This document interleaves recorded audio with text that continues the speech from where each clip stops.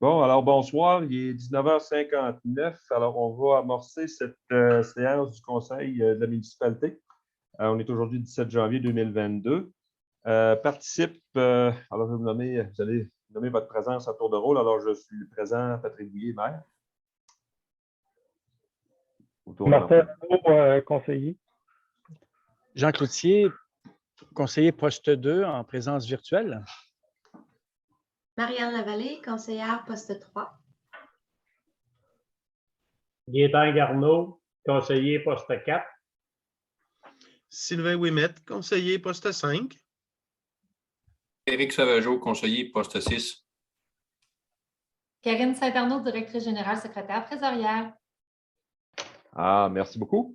Alors, 1.1.2, huis clos. Alors, considérant les décrets et arrêtés ministériels qui prolongent l'état d'urgence sanitaire sur tout le territoire québécois et qui statuent que les séances du conseil municipal doivent se tenir sans la présence du public, le conseil siège par visioconférence. Alors ça, c'était l'arrêté numéro 2021-90 du 20 décembre 2021. Alors, cette séance va être enregistrée et accessible à partir du site Internet de la municipalité dès que possible. La petite nouveauté par rapport aux autres fois où on a dû faire ces types d'enregistrements, c'est que, comme vous le remarquez, on a également la vidéo. Cette fois-là, on n'a pas seulement la bande audio. Alors, vous allez nous voir durant toute cette séance si vous êtes en train de la revisionner. Là, je m'adresse évidemment aux citoyens et citoyennes. Comme je l'ai expliqué, si on le fait, ce n'est pas parce qu'on a souhaité le faire. S'il avait été possible de tenir cette séance-là en présentiel, on l'aurait fait. On préfère le faire avec le public, comme on l'a fait les dernières fois, puis on aime beaucoup ça avec vous, mais présentement, les consignes du gouvernement font en sorte qu'on ne peut pas le faire. Ce n'est pas possible pour nous de le faire. Donc, ce qui nous amène à 1.2, l'adoption de l'ordre du jour. Alors, tout le monde a reçu copie de l'ordre du jour. La directrice générale secrétaire est dispensée d'en faire la lecture. Ça me prendra quelqu'un pour proposer l'adoption de l'ordre du jour. Alors, Gaétan Garneau, appuyé par Martin Renaud. Je me fie à ce que je vois à l'écran. Voilà. Mais si vous voulez m'aider, Madame la conseillère, messieurs les conseillers, dites-le aussi en plus. Ça va être plus simple. Merci beaucoup. Alors, c'était adopté à l'unanimité. Si personne dit le contraire, c'est à l'unanimité. Merci. Ce qui nous amène à 1.3, l'adoption des procès-verbaux des séances du 13 décembre 2021 à 19h30 et celle de 20h. Alors, chacun des membres du Conseil ayant reçu copie des procès-verbaux de la séance extraordinaire portant sur l'adoption du budget et du programme triennal d'immobilisation, ainsi que de la séance ordinaire, la directrice générale et secrétaire trésorière est dispensée d'en faire la lecture. Alors, qui en fait la proposition? Je propose Éric Sauvageau. Appuyé par Sylvain Ouimet. Merci. Alors, les procès-verbaux des séances du 13 décembre sont adoptés tels quels. 1.4, adoption des comptes. Alors, nous avons à autoriser le paiement des factures qui apparaissent au bordereau des comptes à payer présentés à la séance du mois de janvier, à la séance d'aujourd'hui. Il y en a pour un total de 217 923,57, auquel s'ajoute un montant de 169,51 en remboursement pour des activités de loisirs. Alors, juste pour vous expliquer que ce montant, qui peut sembler assez important, est constitué principalement d'un montant qu'on paye à la FQM pour la mutuelle des municipalités. Ça, c'est pour nos assurances sur les différents bâtiments, les véhicules, etc. Il y en a pour 95 763,4 juste pour la mutuelle des municipalités. On a également un gros montant à PG Solutions de 32 657,49 qui, lui, touche toute la maintenance sur notre matériel informatique, les différentes licences qu'on a. Alors, c'est eux qui gèrent l'ensemble de notre parc informatique. Alors, PG Solutions, 32 657,49. Il y a également un autre montant de 7 269,86 à la FQM, qui est un montant qui est appréciable. Et ça, c'est pour des mandats qui ont été donnés à la FQM dernièrement, ainsi qu'un montant de 5 461,31 à Trifid consultation. Ça, c'est pour la sculptation de chaussées qu'on a fait faire en prévision justement des priorisations qu'on devra faire pour les travaux de voirie cette année. Alors, c'est les plus gros montants que je voulais vous donner pour vous expliquer un peu l'importance de ce qu'on a adopté aujourd'hui. Et il y avait également aussi, on approuve la liste des paiements effectués durant le mois de décembre 2021 au montant de 78 010,49. Alors, c'est tout ça qu'on adopte aujourd'hui. Ça va me prendre une proposition pour ça. Alors, Jean Cloutier propose, appuyé par Marianne Lavallée. Merci. C'est à l'unanimité? Oui. OK. Ce qui nous amène à la première période de questions. Alors, comme vous le savez, la réunion est virtuelle, mais on avait quand même publié plus tôt l'ordre du jour, soit mercredi midi, 12 janvier. Alors, on a reçu des questions par courriel, comme ça avait été mentionné, jusqu'à midi aujourd'hui. Alors, je vais vous lire ces questions. Il y a des questions qui vont être reportées à la fin de la réunion parce qu'elles concernent des sujets qui sont à l'ordre du jour. Alors, on a M. Boutin, Benoît Boutin, qui nous posait une question sur le comité de révision de la politique culturelle. Alors, c'est au point 2.2. On va y revenir tantôt. Il y avait également une question sur les représentants qui siègent au concept d'aménagement du littoral du fleuve. Alors, c'est le point 2.9. Il va aussi en être question. Le point 3.2, quelles sont les nouvelles de la ZIP des deux rives? Alors, ça, on a un point également d'information qui sera fait par notre ami Jean plus tard. Alors, on va y revenir plus tard dans la rencontre. Bon, maintenant, des points qui n'étaient pas à l'ordre du jour. On a un point par toujours M. Boutin, qui nous pose une question en lien avec des inquiétudes qu'il a quant au dernier point de la dernière séance, à la rubrique permis, qui, lui dit, est passé totalement inaperçu. Il s'agit d'un éventuel permis pour une sablière sur les terrains de la Maison Sud. Alors, M. Boutin en a discuté avec des membres du CCU, Donald Vézina, Sylvain Ouimet, pour ne pas les nommer. Alors, on y a eu comme information que c'était un dossier qui est très complexe. Effectivement, c'est un dossier complexe.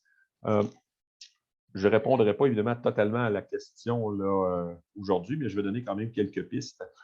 Il faut dire que la complexité de ce dossier-là vient du fait d'un premier aspect que c'est quand même aussi un monument historique reconnu par le gouvernement du Québec, que la Maison Soule, mais la maison est classée. En fait, elle n'est pas classée, on dit que c'est reconnu. C'est un monument historique reconnu, qui est une autre catégorie de monument historique. Et c'est seulement la maison. Hein, ce n'est pas l'ensemble du terrain. Alors, contrairement à d'autres monuments historiques, des fois, le terrain va être classé. Mais là, c'est la maison. Alors, donc, oui, il est possible, même s'il y a une reconnaissance patrimoniale, d'avoir un projet de sablière. C'est des démarches quand même qui ont été entamées depuis presque 2 ans, qui concernaient aussi le chemin. Il y avait une problématique soulevée par le CCU concernant le chemin qui donne accès à la sablière, qui passe près justement de la Maison Soule. Là-dessus, il y a une décision favorable qui avait été donnée par le CCU. Et nous, on avait passé le point à la réunion, la dernière réunion, séance de décembre. La décision était favorable. Évidemment, il y avait un plan de travail que devait fournir le propriétaire. Alors, dans le fond, on en était là de ce côté-là. En suivant que les démarches suivent le cours et que tout va bien, c'est sûr qu'il y aura une modification de zonage à faire parce que le zonage ne permet pas la réalisation du projet tel que présenté. Il faudrait qu'on modifie notre plan de zonage. Et si on parle de modification de plan de zonage, on sait dans quoi on s'embarque. Évidemment, il y a toute une procédure qui va quand même être assez longue parce qu'il va y avoir un avis de motion, adoption du premier projet, assemblée publique de consultation. Donc, il y aura une étape quand même de consultation. Et l'ensemble des citoyens seront informés via les canaux habituels et pourront participer à la discussion à cette étape-là. Puis enfin, il y a l'adoption du second projet et l'adoption finale du règlement. Alors, c'est un dossier complexe, mais qui vise à permettre l'exploitation d'une sablière sur le plateau qui est immédiatement derrière la Maison Soule. Il faut comprendre que dans ce secteur-là, tout ce qui est à l'arrière, il y a un plateau, là, dans le coin de la station de recherche agricole, le Cressal. Et tout ce plateau-là, c'est un plateau sablonneux, c'est du sable qui est là. Alors, il y a déjà des sablières qui sont en opération, plus à l'ouest.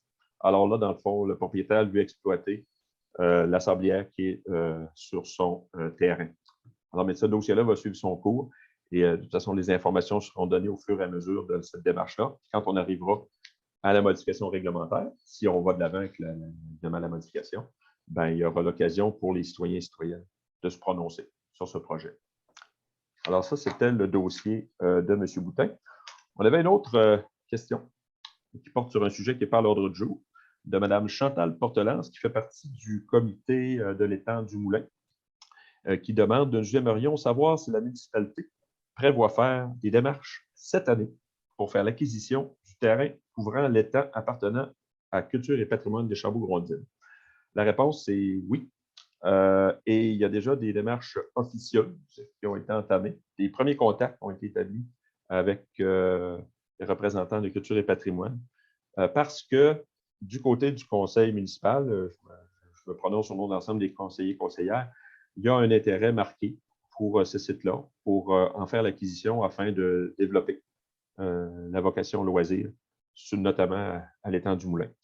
C'est sûr que là, on en est à l'étape des premières rencontres. Alors, Culture et patrimoine doit discuter avec son CA de son côté des orientations à prendre dans le projet, parce qu'il y a différentes avenues possibles, soit dit en passant, différentes façons de le faire, ce projet-là.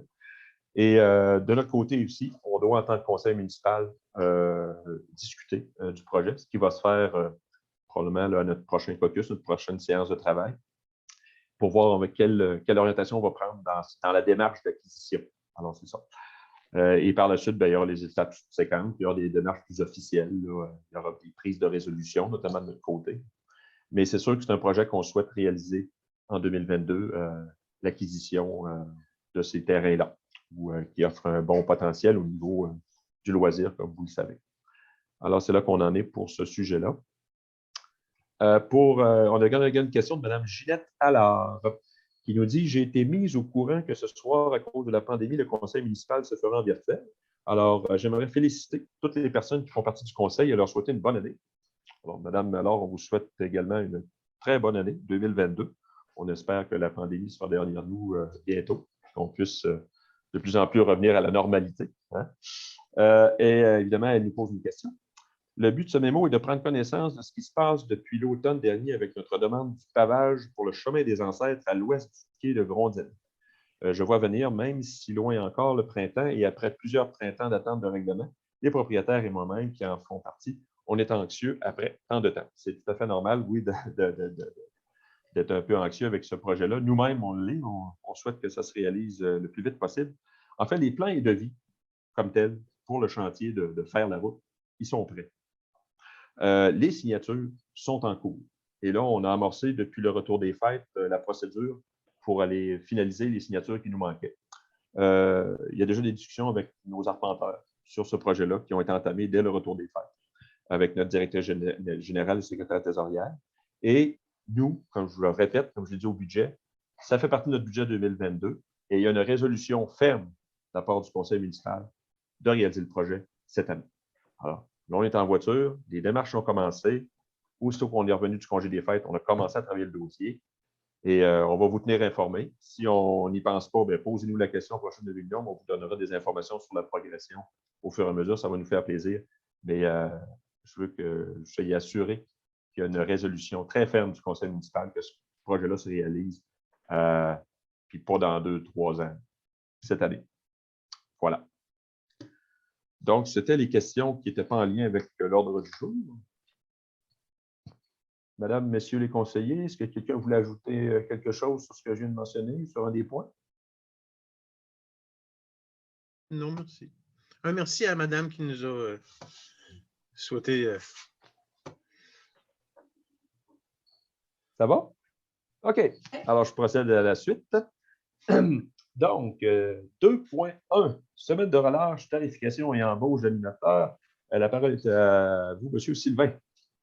Attendu que la municipalité veut offrir une semaine d'activité dans le cadre de la relâche scolaire qui aura lieu du 7 au 11 mars 2022, attendu que les activités proposées nécessitent l'embauche d'animateurs, en conséquence, je propose que le Conseil fixe le coût pour l'inscription des jeunes de Deschambault-Gondine à la semaine de relâche 2022 à tarification pour la semaine de relâche du lundi 7 mars au vendredi 11 mars.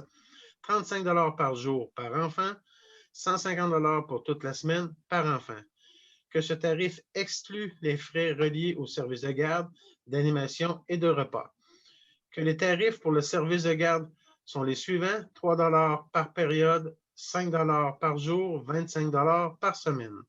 Que les activités soient tenues uniquement si la situation sanitaire le permet, que le Conseil autorise l'embauche d'animateurs selon la politique de rémunération de la municipalité, qu'un budget n'excédant pas 3 500 $ est alloué à la tenue de la semaine de relâche 2022. Alors, M. Ouimet, vous en faisiez la proposition. Qui appuie? J'appuie Éric Sauvageau. Gaétan en premier. Alors, M. Garneau appuie. C'est à l'unanimité? Oui. Merci. 2.2, la révision de la politique culturelle et patrimoniale et la mise en place du comité. Madame Marianne. Alors, entendu que la municipalité a adopté en 2005 une première politique culturelle et patrimoniale, entendu que la politique culturelle et patrimoniale est un outil qui encadre les décisions et la planification des actions en matière de culture et de patrimoine, entendu que la municipalité reconnaît par cette politique que la culture et le patrimoine contribuent à la qualité de vie des citoyens et des citoyennes, ainsi qu'au développement de l'offre touristique et est un vecteur de soutien au développement de l'économie locale. Entendu que celle-ci doit être mise à jour et qu'il y a lieu de mettre en place un comité pour effectuer ce mandat. En conséquence, je propose que le Conseil recommande la mise à jour de la politique culturelle et patrimoniale ainsi que la mise en place d'un comité de révision composé des personnes suivantes, soit moi-même à titre de conseillère, et par la suite, pour les employés municipaux, il va y avoir la responsable des loisirs, l'agente de développement et de coordination, l'inspecteur en bâtiment et en environnement, ainsi que les citoyens suivants, soit Kim Cornelson, j'espère que j'ai bien prononcé, Sonia Beauchesne, Mathieu Bergeron, Christian Denis, un jeune de 16 à 17 ans qui est à confirmer, ainsi qu'un représentant pour les organismes suivants, soit pour la Corporation de développement des Chambon-Grondines, la Fabrique Sacré-Cœur de Jésus, les écoles primaires, un responsable par bibliothèque municipale, le rendez-vous des arts des Chambon-Grondines, les Amis du Moulin-Grondines, ainsi que le directeur général de l'école de musique, Denis Arcan, le directeur général de la CPTG, la directrice générale de la Biennale internationale du vin de Portneuf. Alors, Madame Lavallée, vous en faisiez la proposition. Exact. Et c'est appuyé par Sylvain Ouimet. Alors, c'est à l'unanimité. Oui. Merci beaucoup. Donc, 2.3, le projet dans ma rue, on joue. La parole est à vous, M. Éric. Oui, attendu que des demandes ont été transmises à la municipalité dans le cadre du projet dans ma rue, on joue, par des propriétaires du chemin Cyr-Lomergouin. Attendu qu'à la suite des demandes, une consultation a été faite auprès des propriétaires entre les numéros civiques 350 à 383, ainsi qu'entre les numéros civiques 407 et 470 du chemin Cyr-Lomergouin. Attendu qu'il s'avère qu'entre les numéros civiques 407 et 470 du chemin Cyr-Lomergouin, les propriétaires ciblés sont en accord et souhaitent la réalisation de ce projet, attendu que les propriétaires entre les numéros civiques 350 à 383 sont en désaccord avec le projet. En conséquence, je propose que le Conseil autorise la réalisation du projet dans ma rue on joue entre les numéros civiques 407 et 470 du chemin Cyr-Lomergouin. Ça va être un projet pilote pour une durée d'1 an parce qu'on a, oui, on veut que ces citoyens-là, entre le 407 et le 470, qui ont demandé à ce qu'ils puissent avoir ce projet-là vis-à-vis chez eux, l'est, mais par contre, on veut aussi évaluer le risque là, le risque qu'il peut avoir pour les enfants. Donc, c'est pour ça qu'on veut que ce soit pour l'instant un projet d'1 an et un projet pilote d'1 an, excusez. Et aussi, on veut avoir on va avoir sur le plan de où vont être situés les jeux pour que le conseil puisse autoriser la position des jeux pour être sûr que ce soit le moins dangereux possible pour les enfants auxquels ils vont jouer dans la rue. Et pour terminer, que le Conseil autorise une dépense d'environ 2 500 $ pour le lignage au sol ainsi que l'affichage en lien avec la mise en place de ce projet. Donc, j'en ai fait la proposition. Monsieur le maire, est-ce que j'ai pas mal fait le tour de ce qu'on avait parlé? Monsieur Sauvageau, vous avez pas mal fait le tour, effectivement. OK, bon, donc j'en fais la proposition. C'est appuyé par M. Cloutier? C'est ça, la main levée? OK. Alors, appuyé par Jean Cloutier, est-ce que c'est à l'unanimité? Oui. Oui. C'est bon. Ce qui nous amène à 2.4, l'adoption de notre règlement fort important qui édicte le code d'éthique de déontologie des élus municipaux et qui abroge le règlement 215-17. La parole est à vous, M. Jean.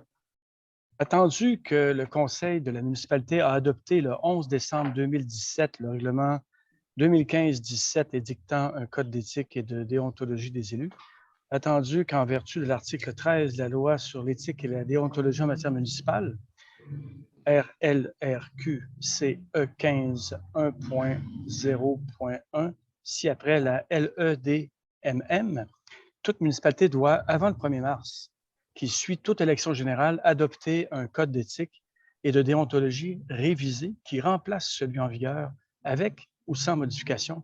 Et nous, c'est avec modification, puisque la loi a changé.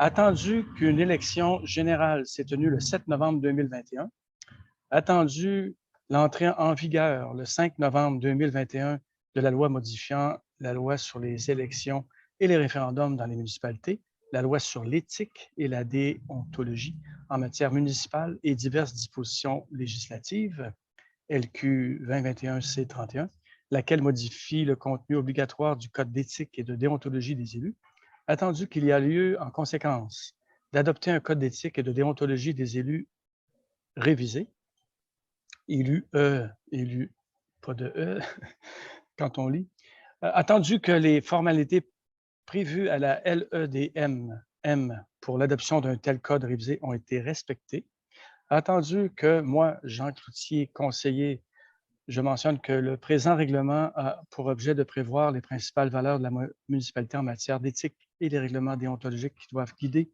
la conduite d'une personne à titre de membre du conseil, d'un comité ou d'une commission de la municipalité ou en sa qualité de membre du conseil de la municipalité d'un autre organisme.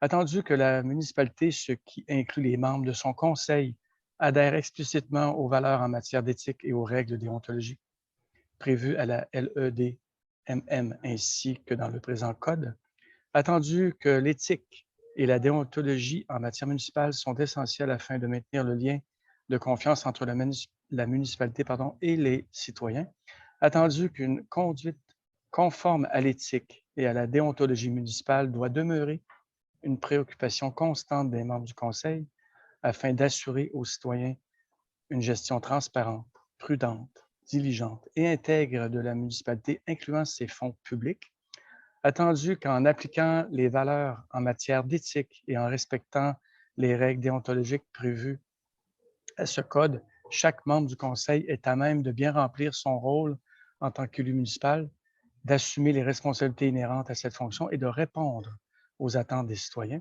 attendu que ce code contient les obligations ainsi que les balises permettant d'orienter la conduite de chaque membre du Conseil, tout en laissant le soin à ce dernier d'user de son bon jugement en fonction des valeurs y étant prévues, attendu que ce code vise à identifier, prévenir et éviter les situations de conflit d'intérêts, attendu que tout manquement au code peut entraîner des conséquences graves pour la municipalité et les membres du Conseil, attendu qu'il incombe à chaque membre du Conseil de respecter ce code pour assurer de rencontrer des standards élevés d'éthique et de déontologie en matière municipale.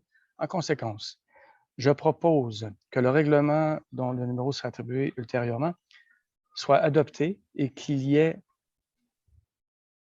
ordonné et statué ainsi qu'il suit. Et là, je sais qu'il y a 8 articles que je ne lirai pas, mais qui peuvent être consultés par les citoyens éventuellement. Patrick, je crois que ton téléphone n'est pas ouvert. Ton micro n'est pas ouvert. Je ne voulais pas vous déranger, M. Jean, durant cette belle présentation. Vous avez tellement de belles voix. Moi, je vous laissais aller. Je ne voulais pas vous déranger. Mais là, merci beaucoup. Alors, je comprends que vous en faisiez la proposition. Et qui l'appuie? L'appui. Ah, par Gaétan. Merci. Alors, Gaétan Garneau appuie. Est-ce que c'est à l'unanimité? Ça va? OK. Parfait. Ce qui est, en passant, comme l'a mentionné M. Cloutier, de toute façon, ça va être disponible là, pour ceux qui veulent le consulter. Là, ça sera disponible sur le site web de la municipalité. Il est déjà en ligne. Il est déjà en ligne, Karine? Merci. Parfait. Et que nos conseillers auront à suivre une formation obligatoire. Moi, c'est le 12 février. Peut-être que d'autres conseillers ont déjà leur date dans les 6 mois de leur assermentation. Alors, on est censé pas mal tous l'avoir, normalement. C'est obligé. OK. La semaine prochaine pour moi. Parfait. OK. Merci. Donc, on est rendu au point 2.5. Excusez-moi. 2.5, l'adoption du règlement qui établit les tarifs de compensation pour l'eau, aqueduc municipal, etc. Enfin, c'est la tarification des différents services. Alors, la parole est à vous, M. Gaétan. Merci. Attendu qu'il est opportun d'établir le taux de compensation pour l'eau de l'aqueduc municipal pour le service des égouts pour l'enlèvement et l'élimination de matières résiduelles, recyclage organique et des eaux usées, des activités de loisirs et de l'allocation d'ASL. Attendu qu'il est opportun de tarifier un moyen de compensation des services municipaux dispensés aux immeubles du parc industriel. Attendu qu'avis de motion du présent règlement a été donné à une séance antérieure, soit le Conseil tenu le 22 novembre. Il est proposé en conséquence et appuyé que le règlement numéro 22 est adopté et qu'il y ait ordonné et statué ainsi qui suit. Fait que les articles vont être sur le site. Les seules choses qui ont changé, c'est les vidanges qui ont baissé de 20 par année et les égouts municipaux, eux autres, ils ont baissé de 3 municipaux. Le restant, c'est à peu près tout pareil dans les changements là, des tarifs qu'il y avait de l'année passée. Fait que les deux grands changements, c'est des baisses qu'on a eues. Fait que j'en fais la proposition. Merci, M. Gaétan. C'est appuyé par qui? Appuyé par Martin. OK, alors M. Martin Renaud appuie. C'est à l'unanimité.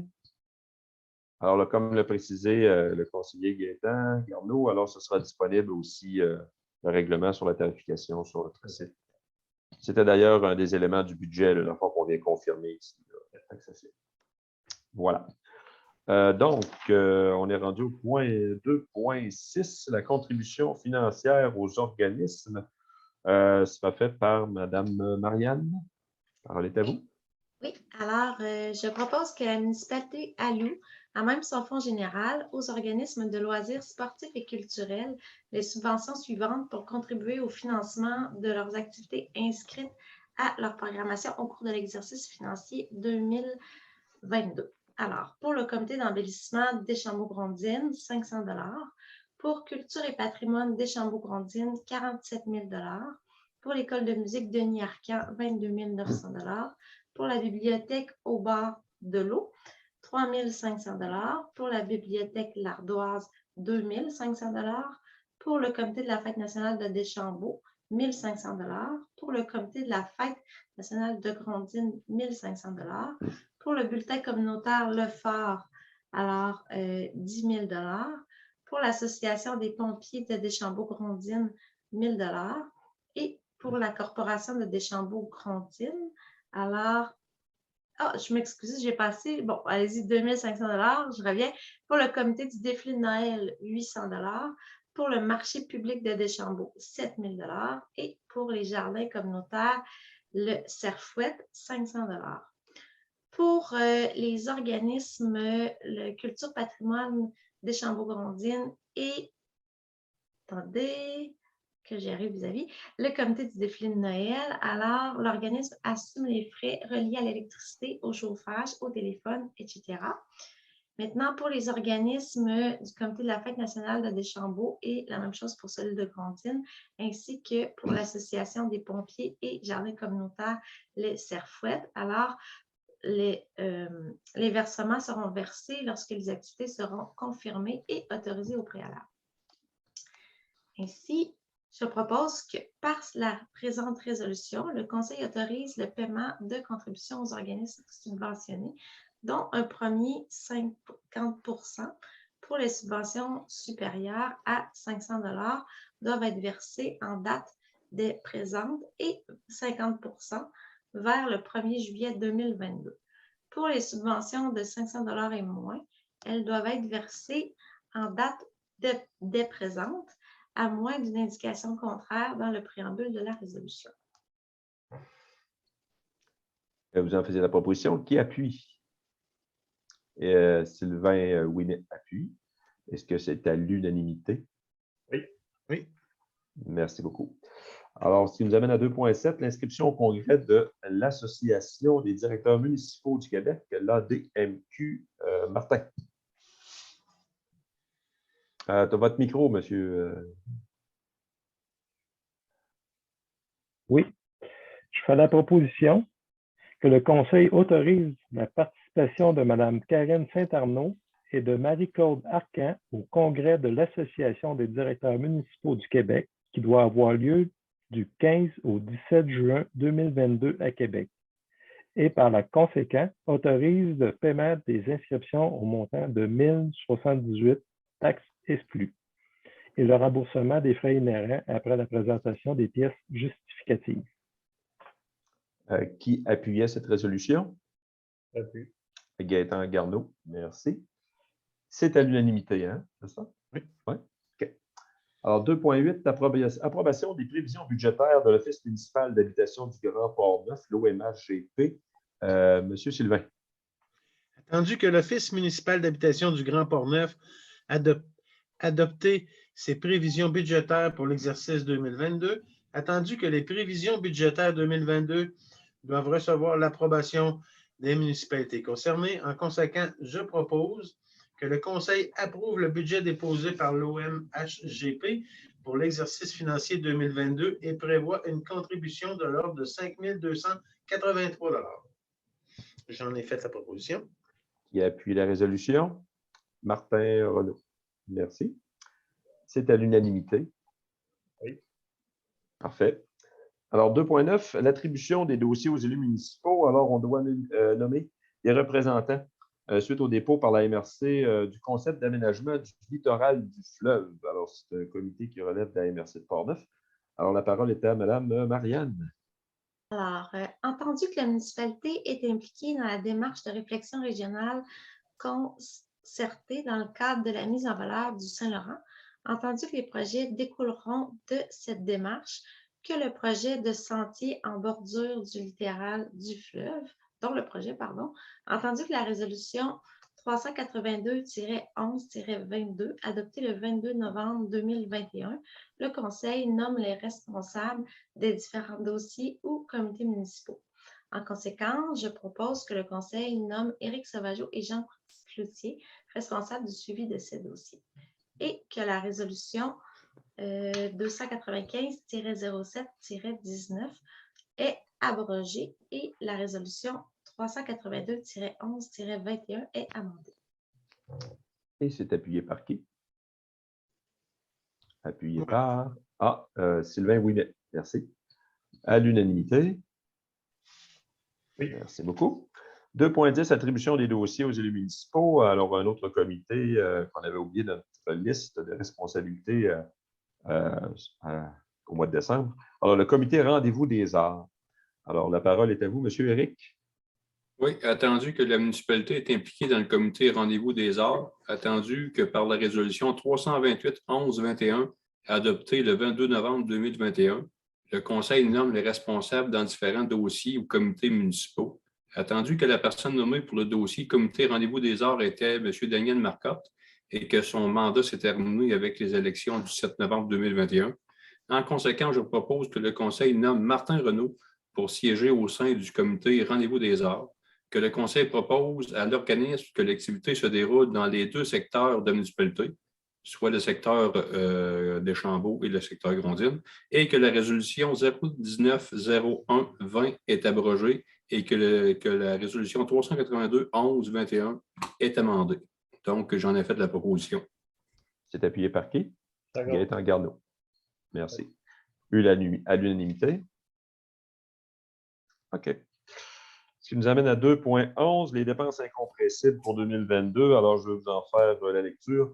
Alors, ça me prendrait dans le fond une proposition pour autoriser les dépenses incompressibles pour l'année 2022, soit dépenses de rémunération qui sont prévues à 1 231 900, cotisation de l'employeur à 269 600, transport et communication, un montant de 42 325, services professionnels, techniques et autres, 700 795, biens non durables pour 219 200, le financement, capital et intérêt, financement de dette, 154 951, contribution des organismes, 463 765, pour un grand total de 3 82 536. En comparaison, pour l'année 2021, on avait 3 401 738. Alors, le différentiel de près de 400 000 dans le fond, l'explication est fort simple, c'est le financement de la dette qui a beaucoup diminué en comparaison avec le montant de cette année prévu pour 2022 de 154 000. Alors, l'an dernier, c'était 510 000 qui était au financement. Alors, que le Conseil alloue les crédits nécessaires au paiement de ces dépenses, qui en fait la proposition? Gaëtan Garneau, appuyé par Martin Renaud. Excuse, Marianne, je t'ai vu après. Est-ce que c'est à l'unanimité? Oui, merci. Bon, alors, maintenant les archives. Ben oui, destruction des archives 2.12. Alors, je vais aussi faire ce petit point-là. Alors, conformément au calendrier de conservation, c'est une formalité, là, mais il faut quand même passer la résolution. Alors, j'aurais besoin d'une proposition pour que la directrice générale et secrétaire trésorière soient autorisées à procéder à la destruction des documents listés en conformité avec le calendrier de conservation des archives à la municipalité. Alors, qui a fait la proposition? Jean Cloutier, appuyé par Sylvain Ouimet. Merci beaucoup. À l'unanimité. Parfait. Oui. 2.13, la fermeture du bureau municipal durant la période des fêtes 2022. Jean Cloutier. Attendu que le congé pour la période des fêtes est fixé par résolution du Conseil, attendu que depuis plusieurs années, le bureau municipal est fermé pour une période d'environ 2 semaines, en conséquence, je propose que le Conseil, Jean Cloutier, que le Conseil fixe du jeudi 22 décembre 2022 au mercredi 4 janvier 2023, inclusivement, la période de fermeture du bureau municipal et informe les employés que ces journées additionnelles doivent être prises dans leur banque de congés de vacances ou de mobile, ce qui porte à 4 le nombre de journées nécessaires ou alors ce sera un congé sans solde.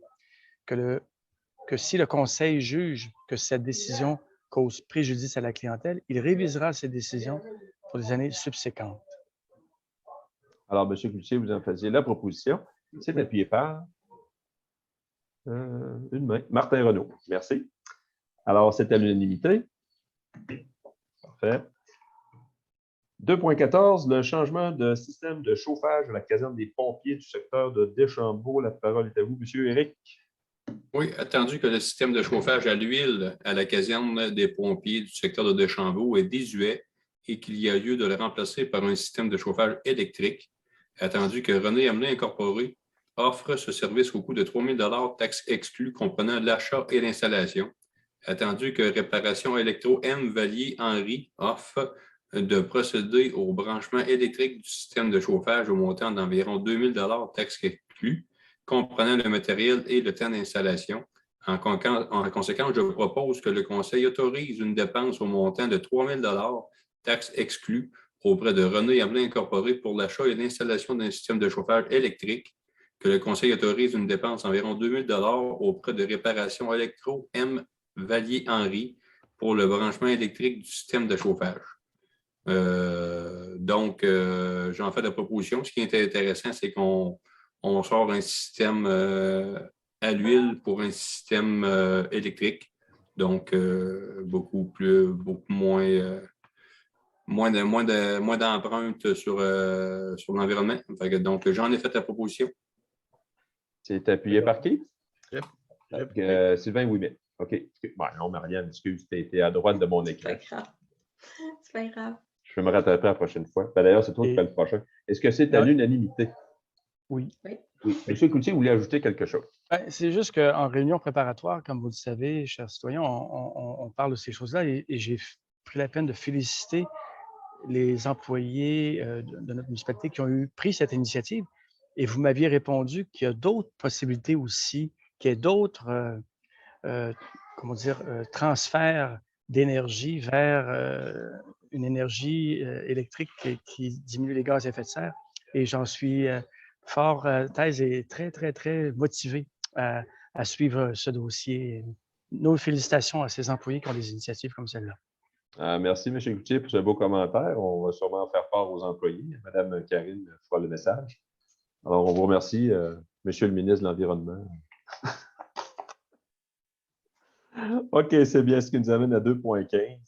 La participation à une convention pour le service animalier entre les municipalités de la MRC de Portneuf et la Société protectrice des animaux, la SPA de Québec.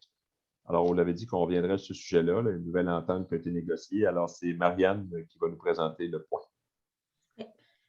Considérant l'entrée en vigueur de la loi provinciale visant à favoriser la protection des personnes par la mise en place d'un encadrement concernant les chiens, qui ajoute des responsabilités municipales en matière de gestion animalière, notamment concernant la gestion des chiens dangereux et la perception des frais annuels d'enregistrement des chiens.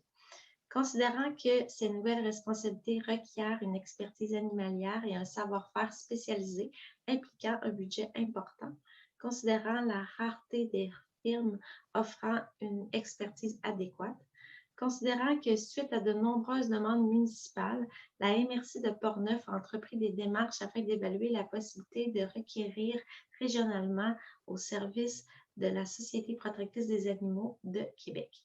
Considérant que, particulièrement, des démarches auprès du ministère des Affaires municipales et de l'Habitation ont permis de valider que le projet de mise en commun intermunicipal des services de gestion animalière est admissible au programme de fonds des régions et ruralité volet 4 pour un maximum de 250 000 $ sur 3 ans. Considérant que la MRC de Portneuf a présenté une offre de service régional provenant de la Société protectrice des animaux du Québec au Conseil de la MRC lors de son comité de travail le 8 décembre 2021, ainsi qu'un scénario de financement. Considérant que la municipalité de Deschambault-Grondines a pris connaissance du projet, de son financement et désire adhérer afin de profiter d'une couverture adéquate des services animaliers. En conséquence, je propose que le Conseil de la municipalité de Deschambault-Grondines délègue à la MRC de Portneuf la coordination du dossier de la gestion animalière et autorise cette dernière à déposer une demande d'aide financière au MAMH et à signer une entente de service régional avec la SPA de Québec pour et en son nom. Que le Conseil autorise le maire, Patrick Bouillet, ou son substitut, à signer une entente intermunicipale concernant les services de gestion animalière offerts par la SPA de Québec. Que le Conseil de la municipalité de Deschambault-Grondines autorise le paiement annuel à la MRC de Portneuf de la facture pour la gestion animale selon le scénario de financement présenté, soit 2 232,04 $ pour 2022, 2 426,79 $ pour 2023 et 2 627,38 $ pour 2024. Que la résolution 395-11-21 est abrogée. Et c'est appuyé par qui? Premier A, Sylvain. Sylvain Ouimet, première main levée. Merci beaucoup. Est-ce que c'est à l'unanimité? Oui. Oui. Bon. Alors, de toute façon, on ne l'a pas mentionné, mais le contenu, effectivement, la procédure, la marche à suivre, suivant cette entente-là, pour nos citoyens et citoyennes, sera, évidemment, on va le diffuser aussitôt qu'on aura signé la dite entente avec la SPA. Alors, tout ça sera rendu public pour savoir comment est-ce qu'on procède dans l'avenir quand, par exemple, on a au moins un chien errant, ou etc. Alors, tout ça sera très clair, puis ça sera bien expliqué via notre site web et le journal Le Phare, aussi le bulletin communautaire Le Phare, lorsque ce sera signé, bien entendu, on s'entend. Mais c'est déjà en application. Il faut dire qu'il n'y a pas de vide, là. C'est déjà en application, là. Mais avant d'en faire la promotion comme telle, ben, on garde une petite gêne, là, le temps de le signer là, officiellement, ce qui nous serait tard. Ce qui nous amène à 2.16, service de sécurité incendie. Alors, la rémunération, la parole est à vous, M. Sylvain. Attendu que le directeur du service de sécurité incendie a adressé des demandes concernant la répartition de certaines tâches à exécuter au sein du service, en conséquence, je propose que le Conseil autorise le directeur à s'adjoindre les services d'un officier pour différentes tâches à raison d'un maximum de 10 heures par mois. Et c'est appuyé par qui? Martin Renaud. Appuyé par Martin. Est-ce que c'est à l'unanimité? Oui. Merci beaucoup. 2.17, le service de sécurité incendie, toujours évaluation pour fin d'assurance du nouveau camion unité de secours. Éric. Attendu que par la résolution 206-06-21, adoptée le 14 juin 2021, le Conseil autorise l'achat d'une unité de secours. Attendu que certains accessoires ont été ajoutés au camion et qu'il y a lieu de faire une évaluation complète du véhicule pour fin d'assurance afin d'établir la valeur de remplacement des équipements. Attendu que SPE Valeur Assurable offre les services suivants. Une description détaillée de chacun des équipements, le résumé général des valeurs, un dossier photographique, préparation et rédaction d'un rapport sur support papier et électronique. Attendu que les coûts pour cet ouvrage auprès de SPE Valeur Assurance est de 750 $ taxes exclues. En conséquence, je propose que le Conseil retient les services de SPE Valeur Assurable au coût de 750 $ taxes exclues pour les services suivants. Une description détaillée de chacun des équipements, le résumé général des valeurs, un dossier photographique et la préparation et rédaction d'un rapport sur support électronique. Donc, j'en ai fait la proposition. Et c'est appuyé par Gaétan Garneau. Merci. C'est à l'unanimité. Parfait. Point suivant, 2.18 dans les transports. Disposition d'un véhicule aux travaux publics. Gaétan. OK. Attendu que le Conseil a adopté la résolution 315-10-21 pour laquelle il autorise la disposition du véhicule de type pick-up Ford F-250 année 2000 en faveur de M. Daniel Talbot en contrepartie d'une somme de 500 $ taxes incluses, attendu qu'il y a lieu d'apporter des modifications à cette résolution afin de remplacer le nom de l'adjudicataire. En conséquence, je propose la vente du camion. Que le Conseil autorise le transfert du véhicule de type pick-up F-250 année 2010 en faveur de la crémation La Sentinelle en contrepartie d'une somme de 500 $ taxes incluses. Que la résolution 351-10-21 est annulée. Je m'en fais la proposition. OK. Alors, M. Garneau faisait la proposition pour le Ford 250 année 2000. Qui appuie? Marianne? Oui. Alors, c'est Marianne qui appuie. Et c'est à l'unanimité. Merci. Ah, Marianne, si tu l'as eu, c'est parce que tu t'es déplacé dans le centre de mon écran. C'est ça, c'est pour ça que je te vois. Tu es direct en face de moi. OK, 2.19. Participation financière au service de transport adapté de Port-Neuf pour l'année 2022. La parole est à vous, M. Martin. Oui, considérant que toute municipalité locale dont le territoire n'est pas desservi par une société de transport en commun ou par un organisme public de transport en commun qui assure un service de transport adapté aux personnes handicapées, doit, par résolution, dont copie doit être transmise au ministre des Transports, contracter avec une personne afin d'assurer aux personnes handicapées l'accès sur son territoire à des moyens de transport adaptés à leurs besoins. Article 48,39 de la Loi sur les transports, LRQ, chapitre T12. Considérant que le service de transport adapté de Port-Neuf est pris en charge par la MRC de Port-Neuf, et ce depuis le 1er juillet 2011, considérant que l'administration et les opérations du service de transport adapté de Port-Neuf ont été déléguées à la Corporation de transport régional de Port-Neuf, CTRP, selon une entente qui a été adoptée par le Conseil des maires de la MRC de Port-Neuf, CR 121-06-2011, lors de la séance régulière du 15 juin 2011, considérant que le 10 décembre 2018, la résolution 511-12-18, la municipalité de Deschambault-Grondines a pris part au renouvellement de cette entente qui prendra fin le 31 décembre 2024. En conséquence, je propose que la municipalité de Deschambault-Grondines confirme sa participation financière annuelle pour 2022 au montant de 4 463 $. C'est proposé par Martin Renaud, c'est appuyé par Jean Cloutier. C'est bien. Est-ce que c'est à l'unanimité? Oui. Merci. Ça nous amène au point 2.20 dans l'hygiène du milieu, l'adoption du règlement qui régit l'utilisation de l'eau potable.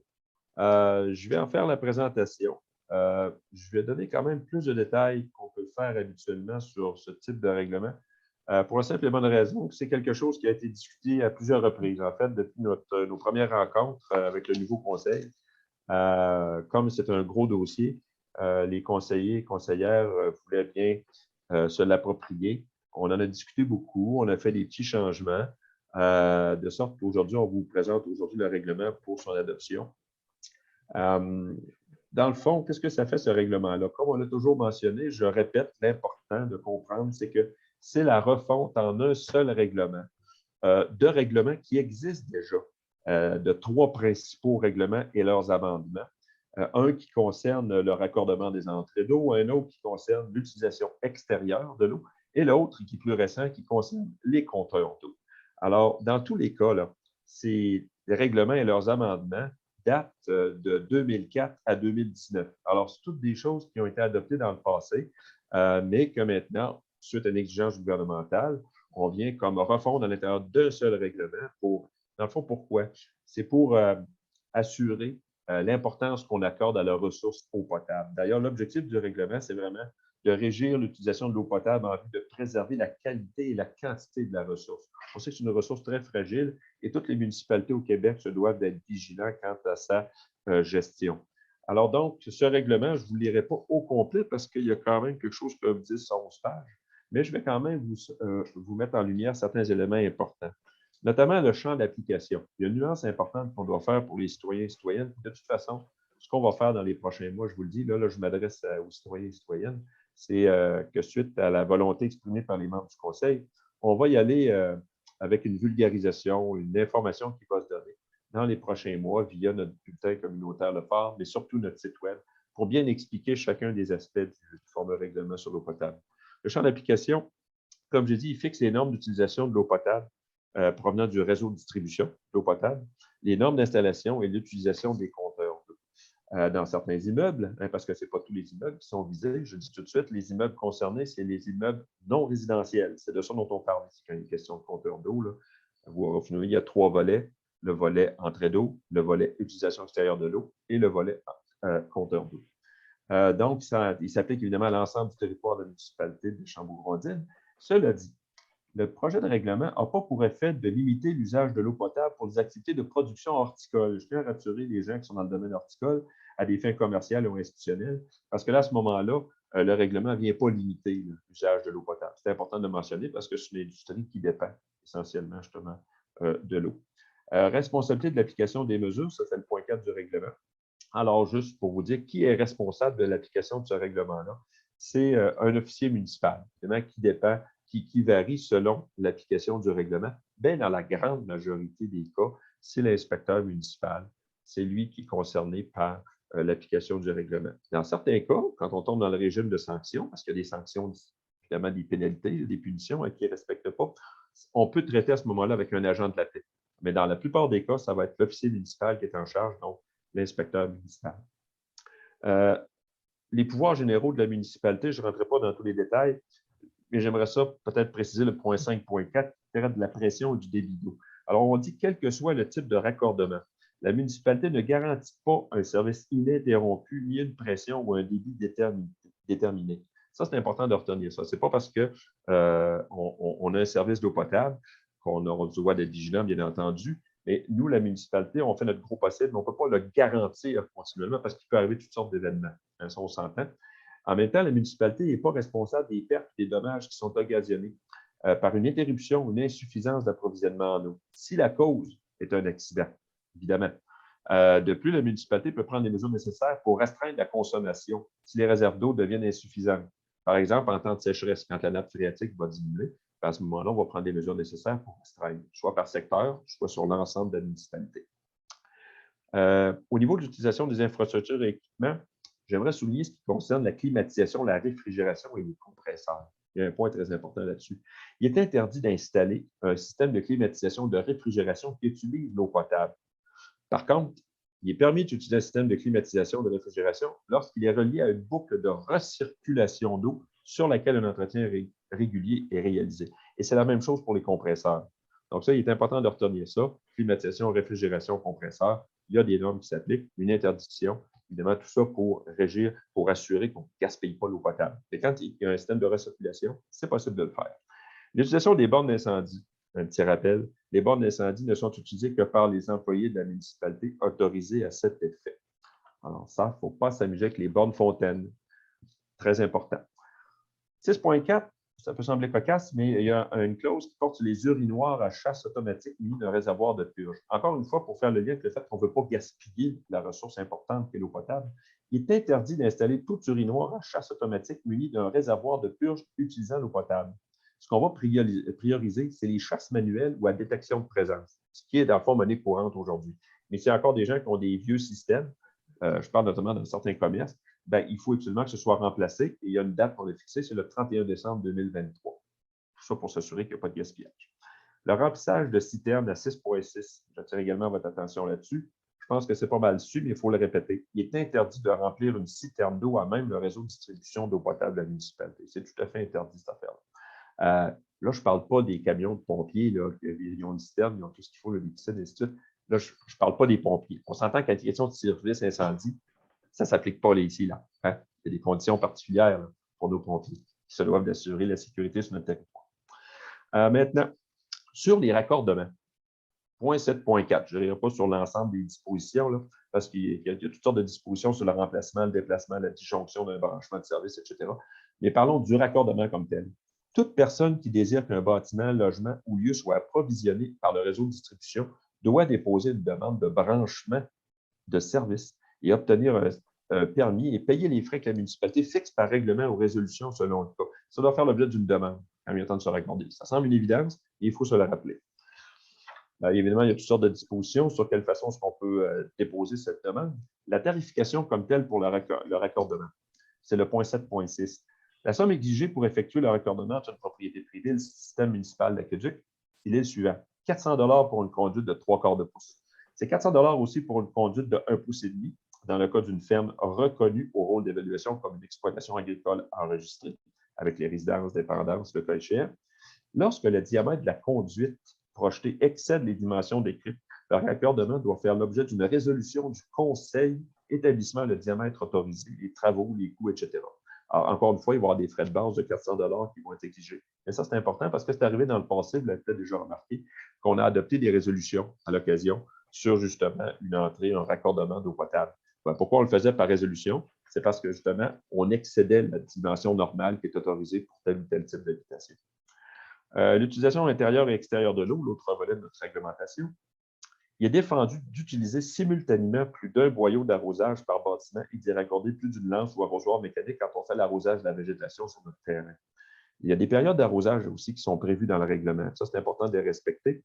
Ce qu'il faut comprendre, c'est qu'on interdit l'arrosage entre le 1er mai et le 1er septembre, sauf dans les périodes qui sont visées par le règlement, entre 19 h et 22 h. Vous voulez arroser votre jardin, etc., entre 19 h et 22 h. Puis là, on ajoute aussi, pour pas que ça se fasse tous en même temps, pour les occupants d'habitation dont le numéro civique est un nombre pair, c'est les mardis, jeudis et dimanches. Pour les occupants d'habitation dont le numéro civique est impair, ben là, c'est les mercredis, vendredis et aussi le dimanche. Bon, on a mis le dimanche 2 fois. Pourquoi? Parce que dans le fond, il y a souvent moins d'arrosage qui va se faire cette journée-là. Mais dans le fond, ce qu'on veut, c'est vraiment répartir autant que possible les arrosages de jardin, autant que possible. Alors ça, de toute façon, comme on le dit, à chaque année, on va le publiciser de toute façon. On va encore le faire cette année pour le rappeler aux gens. Les systèmes d'arrosage qui sont préconisés, c'est des systèmes d'arrosage qui sont automatiques autant que possible. Et là, vous avez à 8.3, si vous allez voir le règlement, une fois qu'il sera sur le site, vous avez là toutes les dispositions prévues pour définir un système d'arrosage automatique. Je ne rentrerai pas dans les détails ici. Par contre, nouvelle pelouse. Vous allez aménager une nouvelle pelouse. Ben, c'est sûr que là, il y a une particularité au règlement pour vous permettre justement d'entretenir cette nouvelle pelouse-là. Alors, un propriétaire d'une nouvelle pelouse peut obtenir un permis de la part de l'inspecteur municipal pour procéder à l'arrosage aux heures précitées, mais pendant une durée de 15 jours consécutifs après le début des travaux d'ensemencement ou d'installation de gazon en plaque, en tourbe, autrement dit. Alors oui, là, il y a une condition particulière, mais il y a un permis à aller chercher. Si vous aménagez une nouvelle pelouse, il y a un permis à aller chercher auprès de l'inspecteur municipal. Le ruissellement de l'eau, 8.5, comprenez qu'il est interdit à toute personne d'utiliser de façon délibérée un équipement d'arrosage de façon telle que l'eau s'écoule dans la rue ou sur les propriétés voisines. Vous devez être vigilant là-dessus pour vous assurer qu'il ne se fait pas un gaspillage d'eau de façon indue. 8.6, piscine et spa. Le remplissage complet des piscines et spa est permis entre minuit et 6 heures. Entre minuit et 6 heures, mais seulement une fois par année. Si plus d'un remplissage était nécessaire, on pourra obtenir un permis spécial en s'adressant à l'officier responsable. Il y a également d'autres dispositions, mais vous pourrez le voir directement dans le règlement une fois que vous consulterez. 8.7, véhicules patio au mur extérieur d'un bâtiment. Autre article important où on veut éviter le gaspillage. Le lavage des véhicules est permis en tout temps à condition d'utiliser un seau de lavage ou un boyau qui est relié au réseau de distribution équipé d'une fermeture à relâchement tenue à la main pendant la période d'utilisation. C'est sûr qu'on ne va pas vous surveiller dans votre cours quand vous le faites. On compte sur votre responsabilité en tant que bon citoyen pour appliquer ces conditions-là. Mais encore une fois, je vous dis, on va essayer de les publiciser, de les vulgariser dans nos prochaines communications, soit sur le bulletin Le Phare ou sur le site web. Le lavage des patios, des murs extérieurs de vos bâtiments. Ça, c'est permis du 1er avril au 15 mai, ainsi que du 1er septembre au 15 octobre. Au plein mois de juillet, on ne s'attend pas à ce que vous preniez la hausse pour arroser le mur de votre maison pour enlever les toiles d'araignée, s'il vous plaît. Okay?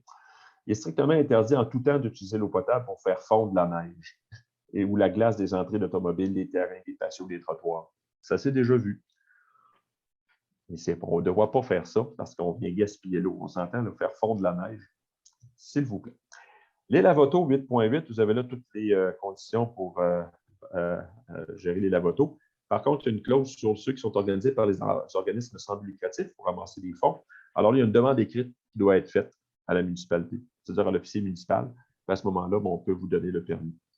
Pour les jeux d'eau, si vous avez des jeux d'eau dans votre cours, à ma connaissance, je pense qu'il y a à peu près juste la municipalité qui en a, mais enfin, alors tout jeu d'eau doit être muni d'un système de déclenchement sur appel.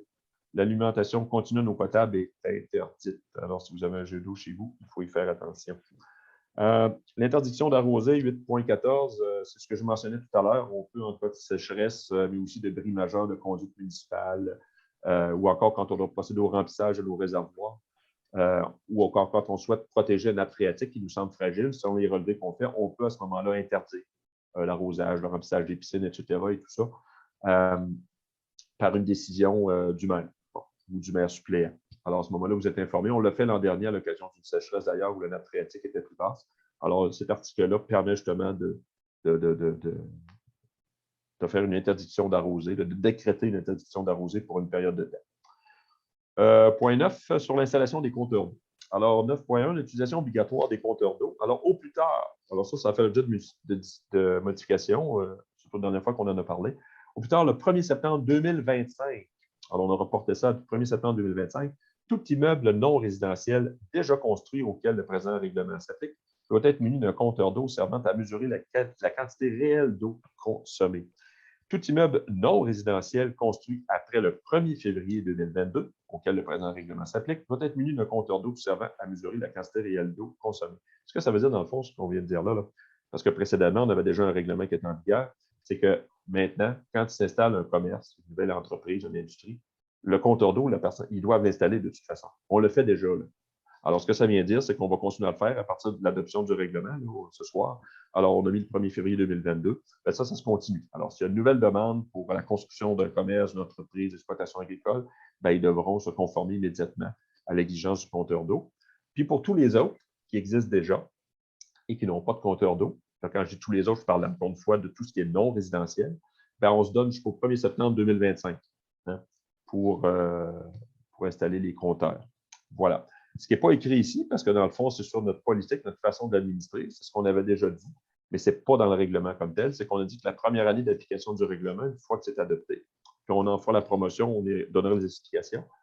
Comme ça avait été suggéré par l'un des conseillers, puis qu'on a adopté tous ensemble, c'est qu'on ira sur une base volontaire pour la première année. Alors, on invitera les commerces, les entreprises qui veulent y aller volontairement avec l'installation des compteurs. Puis pour les autres années, bon, on verra de quelle façon on procède. Ça, on va le réévaluer de toute façon en cours d'année. Mais ça ne fait pas partie intégrante du règlement, c'est sur l'application comme telle, sur notre politique qu'on s'est donnée nous à l'interne. 9.2, la fourniture, l'installation de l'entretien des compteurs d'eau. Juste se rappeler que le compteur, les pièces de raccordement, le support, ainsi que le lecteur extérieur, c'est fourni par la municipalité, c'est installé par nous, c'est entretenu aussi par la municipalité, c'est nous qui payons tout ça. Ce que ça veut dire aussi, c'est qu'on demeure propriétaire de ces équipements-là. Alors ça, c'est important de le mentionner. Mais tout ça se fait à nos frais. Il y aura évidemment aussi une question de tarification, mais ça, de toute façon, je vais revenir un petit peu plus loin, vous allez voir. Maintenant, là, je ne rentrerai pas dans les détails sur comment est-ce que ça fonctionne, c'est où l'emplacement du compteur d'eau, qu'est-ce qu'on entend par appareil de contrôle. les contacts qu'on va faire avec les différents propriétaires d'entreprises, de commerce. Tout ça, là, vous irez voir directement au règlement. Moi, ce que je veux attirer votre attention, c'est le point 9.12 sur l'établissement de la consommation d'eau. Bon. La lecture des compteurs d'eau se fait une fois par année et ce à compter de l'année d'installation. Un tarif de compensation sera imposé à compter de 2026 lorsque l'ensemble des compteurs seront installés, pas avant. Donc, jusque-là, la lecture des compteurs d'eau, aussitôt que le compteur d'eau est installé, nous, on commence à en faire des lectures. Et c'est à titre indicatif. Vous savez que présentement, le conseiller Gaétan Garneau, tout à l'heure, a présenté notre règlement sur la tarification, nos différents services. Puis dans tout ça, il y avait une tarification sur l'eau potable. Ça existe déjà, mais c'est une tarification qui est uniforme, qui est basée sur des constats qu'on fait, qu'on peut ajuster à l'occasion. Là, ce que ça va nous permettre, les compteurs d'eau, c'est d'adapter cette tarification-là en fonction de la consommation réelle. Mais j'insiste, ça ne sera pas avant 2026 qu'on va établir ce tarif de compensation. Donc, ce n'est pas pour tout de suite. On commence par l'installation, on va faire des tests, on va faire des échantillonnages, et par la suite, on établira de quelle façon on va faire notre tarification. Et je répète que c'est pour tout ce qui est non résidentiel. Alors, le présent règlement va abroger les règlements qui existaient déjà. Dans le fond, je les ai mentionnés tantôt, c'est tout ce qui concernait le raccordement au réseau, c'est l'utilisation extérieure de l'eau potable et les compteurs d'eau. Alors, ça, c'est les règlements 29, 04, 112-10, 117-10, 170-15, 239-19 et 246-19. Alors, tous ces règlements-là sont abrogés avec l'adoption de ce règlement qui refond l'ensemble des règlements précédents. Voilà. Alors, là-dessus, ça va nous prendre une proposition.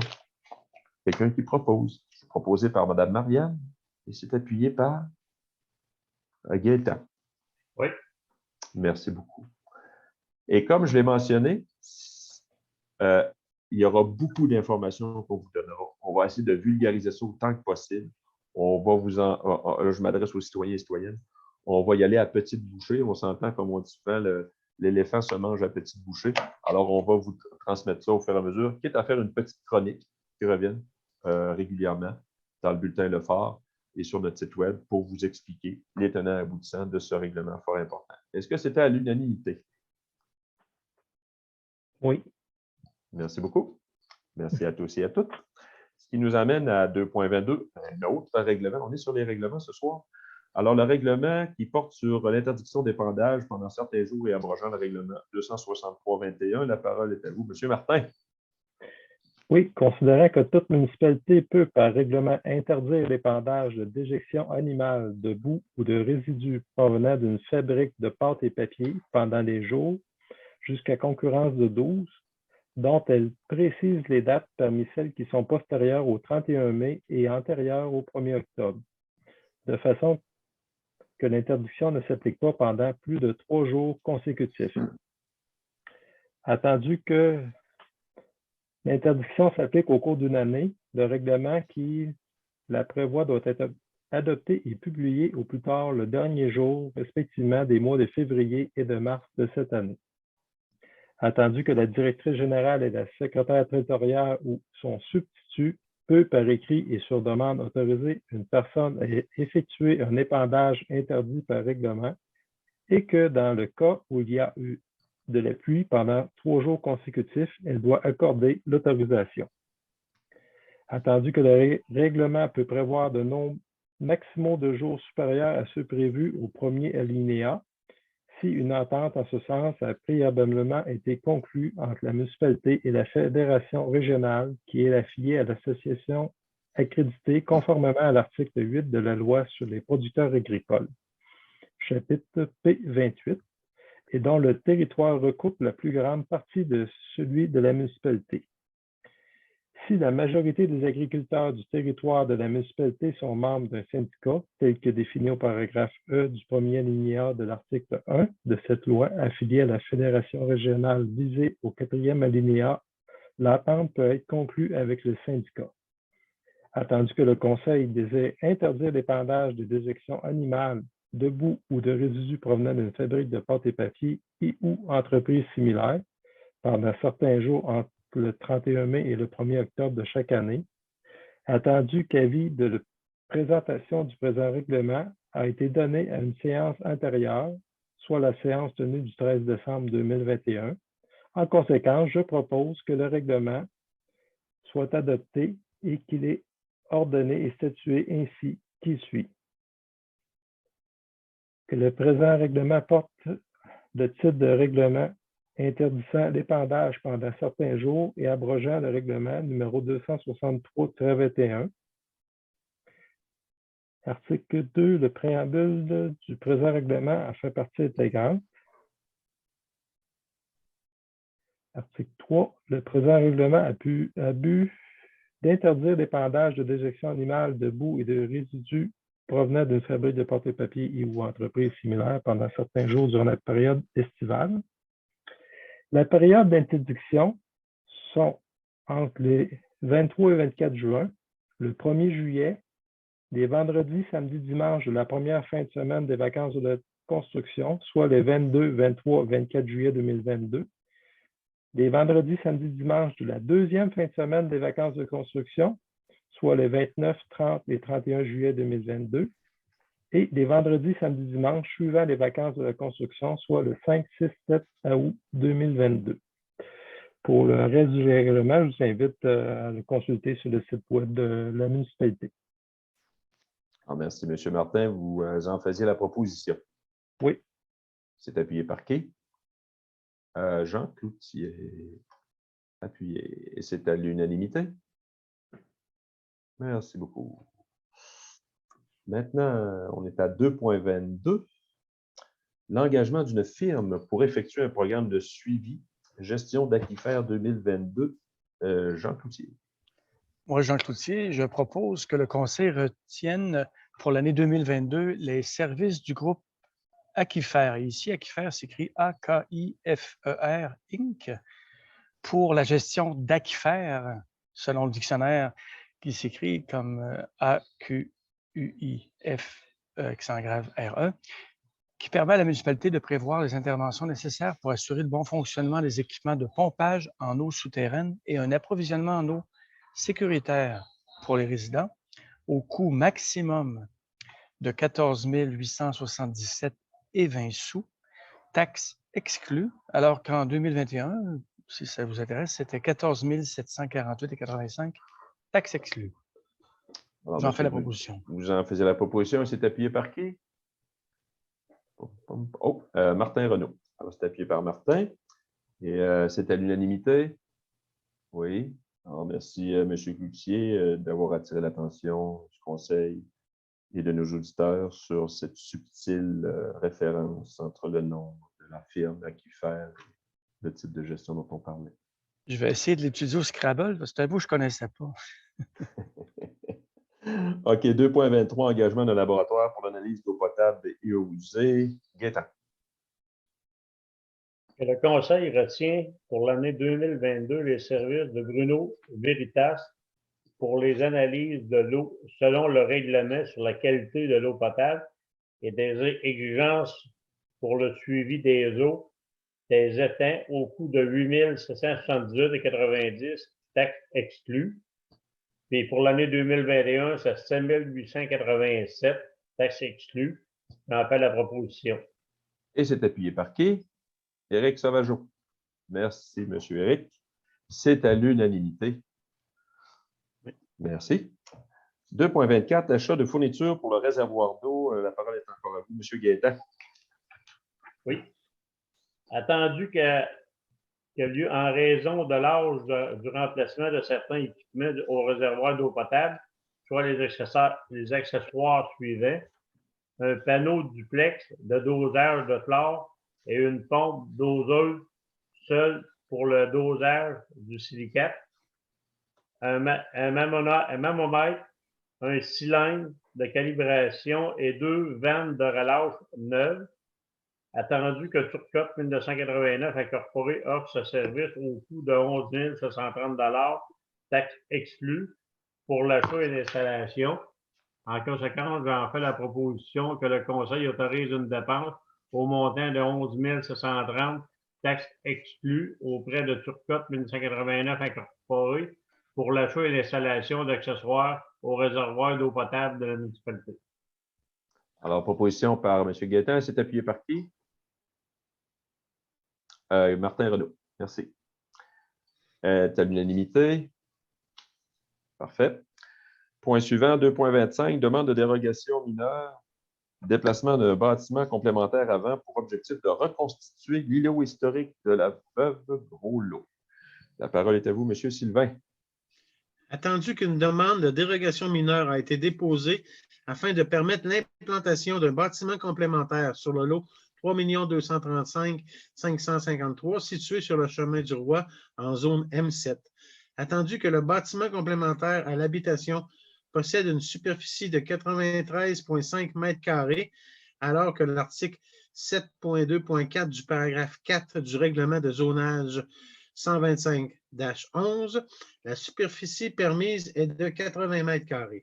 Attendu que le caractère mineur de la dérogation portant sur la superficie du bâtiment complémentaire, malgré que les membres du comité consultatif d'urbanisme observent que l'application du règlement n'entraîne aucun préjudice pour le demandeur, ce dernier dispose d'un espace suffisant pour l'implantation du bâtiment complémentaire selon les règles de zonage 125-11, recommande cette demande qui n'entraîne aucun inconvénient pour le voisinage. Attendu que suivant le dépôt de la demande de dérogation numéro 06-2021, une période de consultation s'est tenue du 21 décembre 2021 au 14 janvier 2022, suite à un avis publié aux endroits prévus par la loi, de même que sur le site Internet, afin de recevoir des commentaires ou interrogations relatifs à cette demande de dérogation mineure. Cette consultation écrite remplace la procédure habituelle de consultation publique conformément aux décrets et arrêts ministériels adoptés par le gouvernement concernant les mesures visant à protéger la santé de la population dans la situation de la pandémie de la COVID-19. Attendu que pendant la période de consultation écrite, aucun commentaire ou interrogation n'a été reçu en lien à cette demande. En conséquence, je propose que le Conseil, suivant la recommandation du Comité consultatif d'urbanisme, autorise la demande de dérogation mineure. Alors, c'était proposé par M. Sylvain, c'était appuyé par qui? J'ai perdu Marianne. Ah, excuse, Gaétan. Marianne va appuyer. C'est à l'unanimité? Oui. Alors, vous connaissez tous, évidemment, la maison de la Veuve Gros-Lot. C'est un monument historique classé en plein cœur du village de Deschambault. Maison qui date quand même de 1715. Ce serait la plus ancienne demeure du secteur Deschambault. Et pourquoi est-ce qu'on dit la Veuve Gros-Lot? Question d'un conseiller. Dans le fond, ça appartenait à la famille Gros-Lot, qui est une famille pionnière de Deschambault, de l'ancien village, la municipalité de Deschambault. Et c'était une veuve. C'est pour ça ce qu'on appelle la maison de la Veuve Gros-Lot. C'est qu'elle a regardé cette désignation-là pour fin, évidemment, du répertoire des biens culturels du gouvernement du Québec et aussi comme désignation, parce que ça a été longtemps un commerce, ça a été une auberge. L'auberge de la Veuve Gros-Lot, on avait gardé ce nom-là, qui est très, c'est très poétique, c'est pittoresque. Mais c'est Fontenay, c'est quand même une de nos plus anciennes maisons sur le territoire de la municipalité et c'est assurément la plus ancienne dans le secteur Deschambault. Voilà. Merci beaucoup. Est-ce que c'était à l'unanimité, notre résolution? Oui, c'est bon. Parfait. Alors, ça nous amène à point d'information. Alors, on aura 2 points qui vont se suivre. 3.1 qui concerne la Régie régionale de gestion des matières et de Portneuf et 3.2 comité ZIP les deux rives. Alors, la parole est à vous, M. Jean, pour ces 2 points. Ah, vous avez oublié d'ouvrir votre micro, là. Et j'ai besoin de mon téléphone où j'ai pris des notes. Ah oui, il n'y a pas trop. Donc, la prochaine réunion est cette semaine. Donc, je n'ai pas vraiment de nouveau, mais je félicite une de nos employés qui a sur notre page Facebook, si vous allez sur la page Facebook, vous allez voir l'information qu'on retrouve normalement sur le site de la Régie régionale de gestion des matières résiduelles de Portneuf. Alors, c'est un site très bien fait, je vous invite à aller voir. Et sur ce site, vous allez voir un message, en fait, tout comme on le retrouve sur notre propre message, vous allez voir un message qui concerne le fait que vous avez peut-être vu les camions qui ont, comment on pourrait dire, été achetés par la régie. On en avait parlé au dernier conseil. Et je n'ai pas la page Facebook proche, là. Mais si vous allez sur le site web, en fait, sur la page Facebook de la municipalité Deschambault-Grondines, ou sur le site de la régie, sur leur page Facebook ou sur leur site web, vous allez voir la description de ces camions.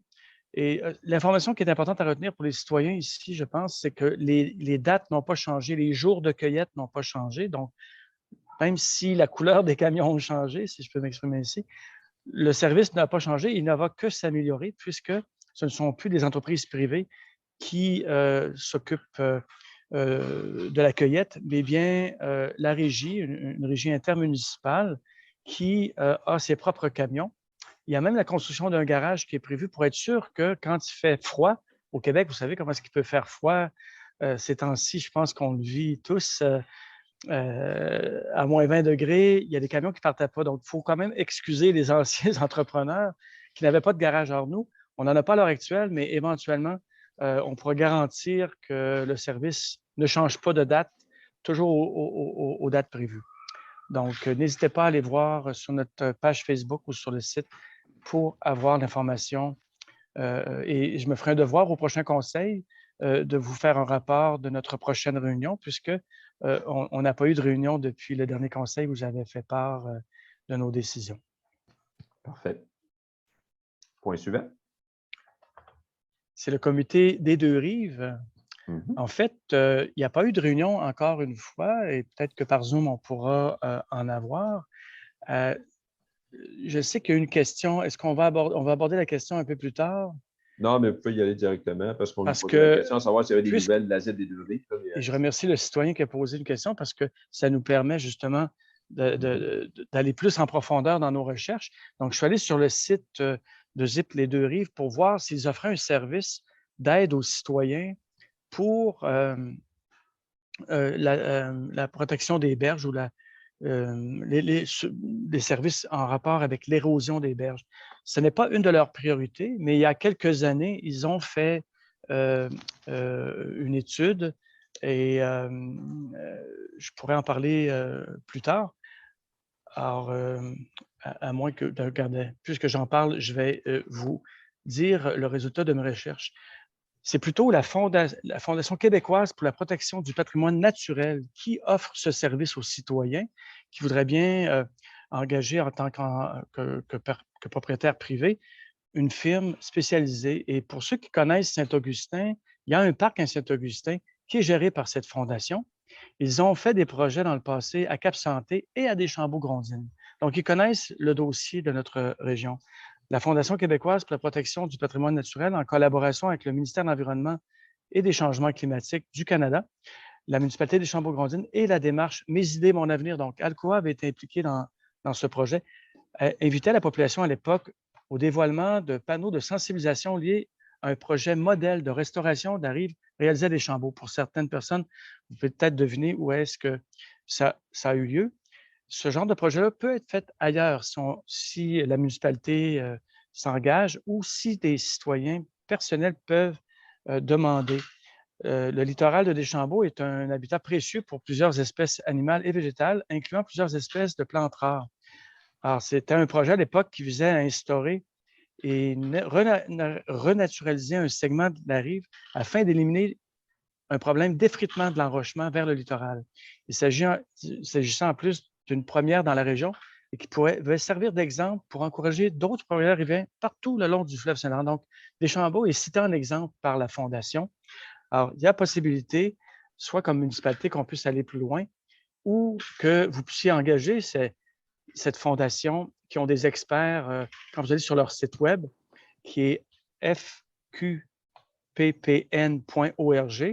vous cliquez sur l'onglet « Propriétaires riverains » et eux peuvent faire venir des experts et avec eux, vous pouvez analyser la situation en fonction de leur expertise qu'ils ont développée pour la région entre Saint-Augustin et Grondines, en fait.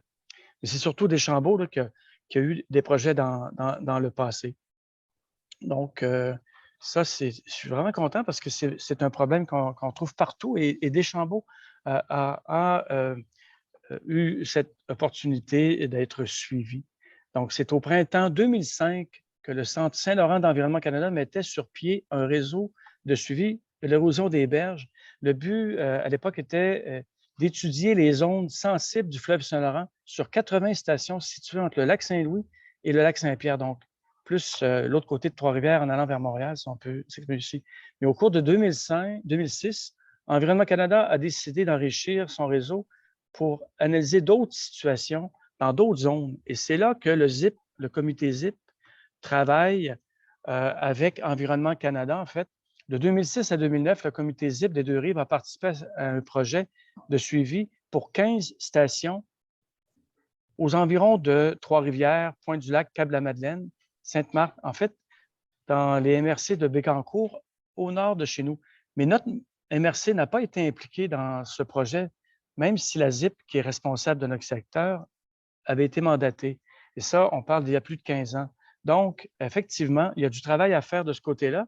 Et j'ai bien hâte à la prochaine réunion ZIP où je serai invité parce que l'objectif de notre ZIP responsable de ça est de diagnostiquer la santé des berges de notre fleuve et de mesurer le recul des berges sur certains sites. Donc, je vais m'assurer, je vais faire un devoir que Deschambault-Grondines soit inclus dans ses supervisions et ses études où on analyse l'érosion des berges. Donc, surtout qu'on a de beaux projets là, avec Éric Sauvageau, on en reparlera plus tard. Il y a des projets de partager le fleuve à Deschambault-Grondines. Donc, il faudra bien que si on fait des balises et qu'on affiche des pancartes et qu'il y a des sentiers de fait, bien, qu'on puisse continuer année après année à les fréquenter. Donc, je vais m'assurer que la ZIP responsable de notre territoire puisse superviser nos berges et que s'il y a des citoyens qui veulent avoir des analyses, des études de leur propre berge, je vais le communiquer avec la fondation que j'ai mentionnée en début de commentaire. C'est tout, Monsieur le maire.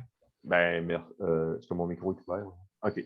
Ben, merci beaucoup, M. Jess. C'est très apprécié toutes ces informations-là. On voit que c'est un dossier qui vous tient à cœur, mais en même temps, je pense qu'on va se devoir de suivre ce dossier-là dans les années à venir.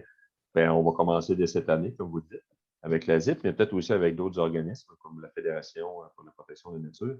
Parce que c'est une réalité, hein, on a beaucoup de kilomètres de littoral, nous, avec le fleuve Saint-Laurent. C'est notre réalité de tous les jours. Ça fait partie de nous. Alors, il va falloir s'assurer d'un suivi adéquat dans les prochaines années. Oui, il faut s'assurer aussi que ça n'abîme pas la beauté du paysage. Parce que j'ai vu certains enrochements, dont l'exemple de Deschambault, qui n'était peut-être pas le plus bel exemple avec des grosses roches qui ne sont pas des roches locales. Et il ne faut pas oublier que la plantation de certaines espèces, certaines plantes, certains arbustes peut sauver les berges aussi.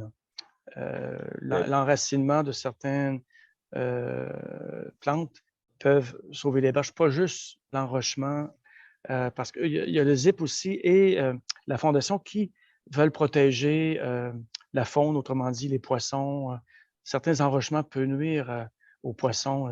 Je laisse aux pêcheurs qu'on aime bien attirer chez nous nous en parler de l'importance de cette ressource halieutique. Mon Dieu. Mais vous dans notre aquifère.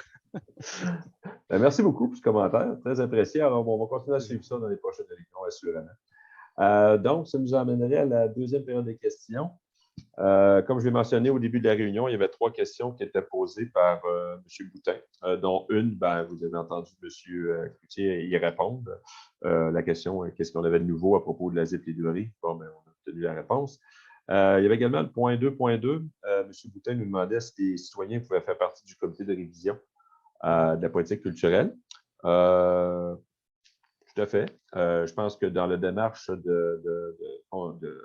d'élaboration, de révision de nouvelles politiques culturelles et patrimoniales, il y aura des moments où les citoyens pourront être impliqués. Alors, on va quand même transmettre votre nom à la ressource à la municipalité qui s'occupe justement de la coordination des travaux du comité de révision de la politique.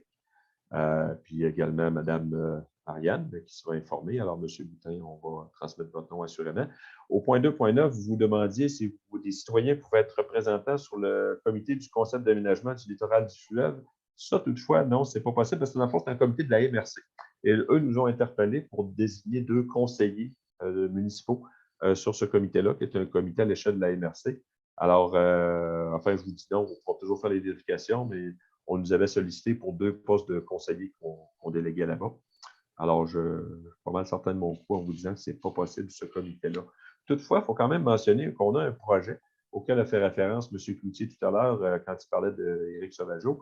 C'est le projet Aménagement Zone Fleuve Grondine, qui est un projet qui a été déposé au fonds Alcoa pour fin de financement, qui est un projet qui est mené par la municipalité de Chambord-Grondines, auquel collabore aussi la fameuse Fondation québécoise de la protection du patrimoine naturel, qui fait partie de ce projet-là. Alors, peut-être qu'éventuellement, on viendra bonifier le comité de suivi du projet, puis qu'on aura besoin de citoyens et citoyennes engagés. À ce moment-là, on pourra faire appel à vos services. Enfin, on fera le suivi approprié lorsqu'on aura réactivé ce dossier-là, parce que là, M. Sauvageau a commencé à travailler sur le dossier avec notre ressource à la municipalité, qui est l'agent de développement d'Athènes Valley. Puis, il y a d'autres personnes qui vont y collaborer. Je crois qu'on avait donné le nom de M. Cloutier également sur ce comité. Mais on verra si on peut mettre des citoyens aussi prochainement là, sur le comité pour bonifier la réflexion. Voilà. Donc, ça fait le tour des questions. Juste ajouter qu'il y a un organisme aussi qui s'ajoute quand il est question d'aménagement des zones riveraines. C'est la table de concertation régionale sur l'estuaire du fleuve Saint-Laurent, qui est une table de concertation, une initiative, je crois, du ministère de l'Environnement. Il faudra fouiller là-dessus. J'enverrai peut-être les références à Jean. Parce qu'eux sont chargés de tout le plan de gestion intégré du littoral du fleuve Saint-Laurent. Je crois que ça s'est raccordé directement au ministère de l'Environnement. Donc, de toute façon, j'enverrai les références. Mais c'est un autre organisme qui peut collaborer. Donc, ça fait le tour des questions qu'on avait du public. Est-ce que, mesdames et messieurs les conseillers, vous aviez d'autres points à ajouter? Non. Qui ne dit mot consent? Nous en serions donc à la levée de cette séance qui est proposée par Éric Sauvageau, appuyé par Sylvain Ouimet, à très exactement 21h30. Donc, on peut se dire au revoir et à la prochaine séance. On se souhaite qu'au mois de février, que ce ne soit pas par Zoom. On espère qu'il y ait un assouplissement des mesures et qu'on retrouve nos citoyens et citoyennes. Ce sera cette fois-là, je crois, au Centre des Roches, si je ne m'abuse. Hein, c'est ça, Mme Karine? Centre des Roches, je pense, oui. On va le réannoncer là, rapidement, comme ça, je n'ai pas l'information, mais on va le réannoncer de toute façon là, sur le site web et la page Facebook rapidement. Parfait. Alors, merci à tous et à toutes. On se revoit prochainement. Bye. Au revoir.